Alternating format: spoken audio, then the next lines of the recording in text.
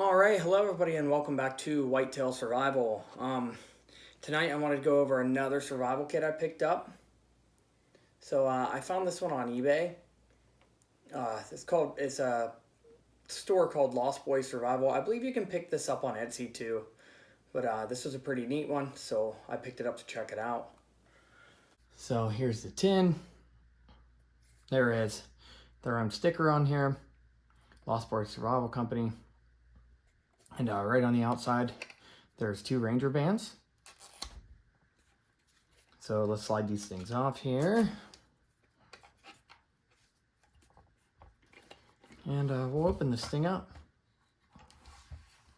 So right on the top, there are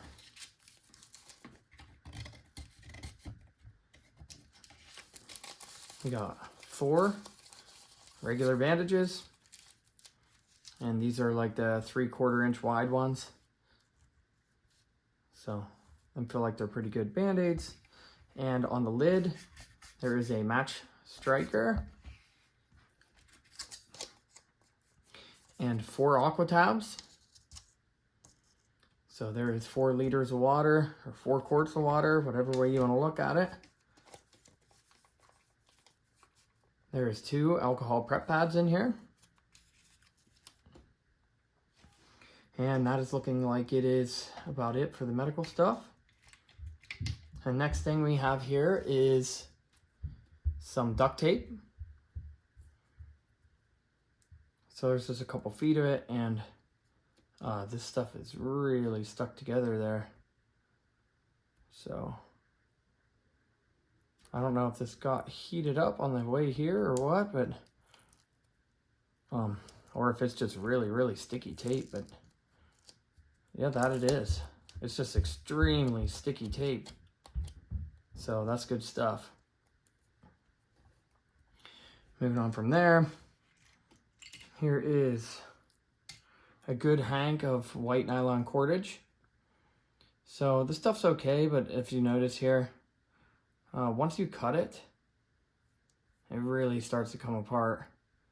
And it doesn't just turn into smaller pieces. It gets so small, like even thinner than hair. You know, that's like 1/4 the density of a piece of hair. So once the stuff starts untangling, I typically would tie a knot here to keep it from going anymore. But other than that, this stuff is really hard to cut. You can melt it, but I guess for an emergency, it's better to have this than no kind of cordage, and there's a good bit here. Coming on from there, we have a button compass, and it points the same way as all the other ones. And this goes on to, you know, a watch strap or a paracord bracelet if you have it.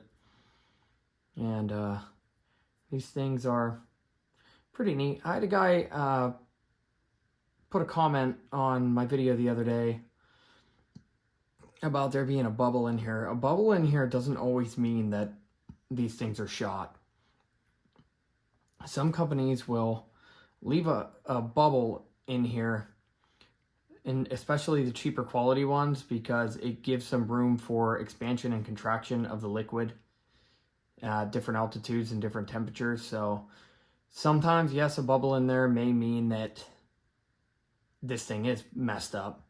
But if that bubble isn't affecting the way that this thing turns, it's probably okay. I don't see why there would be a problem with it unless it's stopping this compass from doing what it's supposed to. So moving on from there,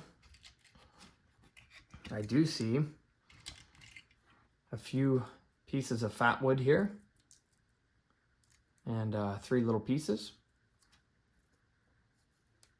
enough to get a little fire started, especially using these. So here we have 5 stormproof matches, you know, lifeboat matches. These things burn for a long time, you know, a good 10 seconds, 15 seconds or so. That's plenty of time to light this. So, or even one of the Ranger bands, that's plenty as a fire extender. One of these prep pads will be a fire extender. So there's your 5 matches and your striker. And here is a candle. Now, it looks to me like this is a trick birthday candle. It looks like there is some black powder in there. So that's what makes these things fizz and start back up.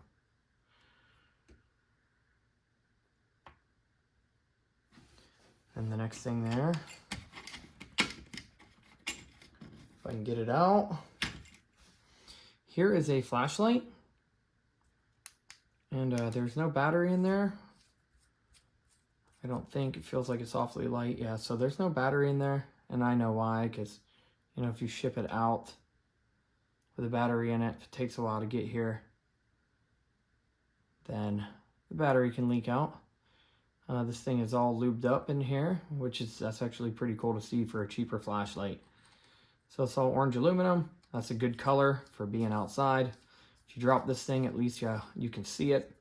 There is a rubber O-ring on there. And it's a smooth reflector in there, 1 LED. So we'll have to take this thing outside, check the modes. We'll throw a AAA battery in it and we'll go from there. We'll check that at the end of the video like I typically do.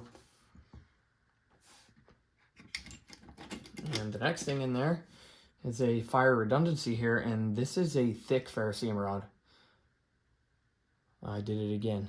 So this is a thick ferrocerium rod, and you know, this one is, that is a 1/4 inch right there. So it's actually a hair over a 1/4 inch. So that is a thick ferro rod there.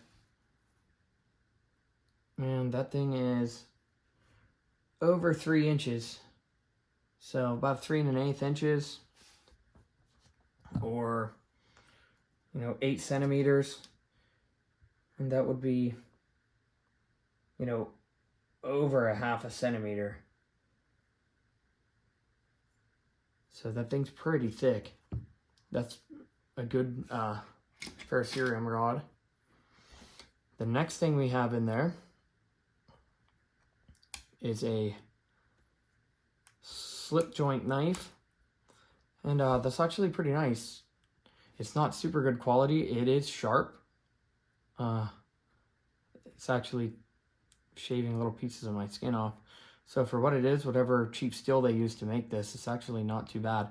It would definitely be better than having a razor knife blade. This thing also has some lubricant on it, and this is peened in there pretty hard. There's no side-to-side play. Obviously, back and forth, it's not a real lock, so you can shut this thing if you're poking with it. But if you know how to use a slip joint, you'd be all right. So, and there's a carabiner on the back of this. See, closed, you know, it's like 3 1/2 inches. Open, it's like 6 1/4 inches. And I'll say 15 1/2 centimeters.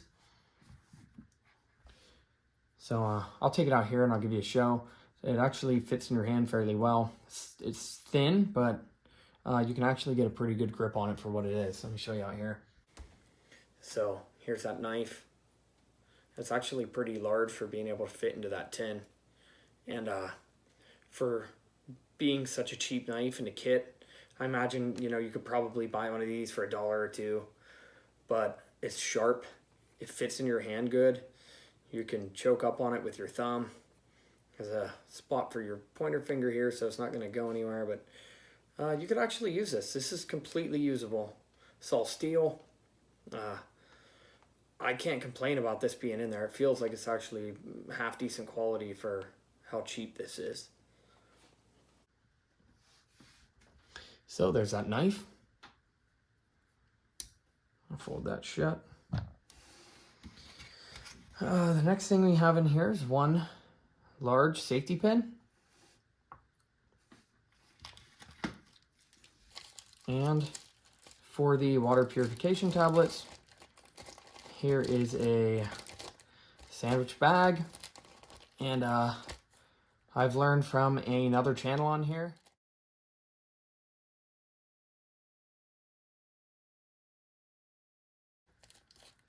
that these will hold 4 cups of water. So that is a good bit of water for a regular plastic sandwich bag. But other than that, this has been the Lost Boys Survival Company survival tin. If you like this content, please like, comment, share, subscribe. Push that little bell button. It'll let you know next time I make a video. So other than that, thanks for watching. Let's go outside and give this flashlight a test real quick. All right, hello everybody and welcome back to Whitetail Survival. We are out here in the regular flashlight testing spot, and it is a fairly dark night tonight. There's just a few stars up there, but it is pretty much pitch black out here. So we're gonna try this kit, this flashlight out here from that Lost Boys survival kit, and I am actually fairly impressed with this thing. For what it is, this is just a, you know, kind of a cheaper quality orange aluminum flashlight, but as you can see, this thing is throwing a lot of light for one AAA battery.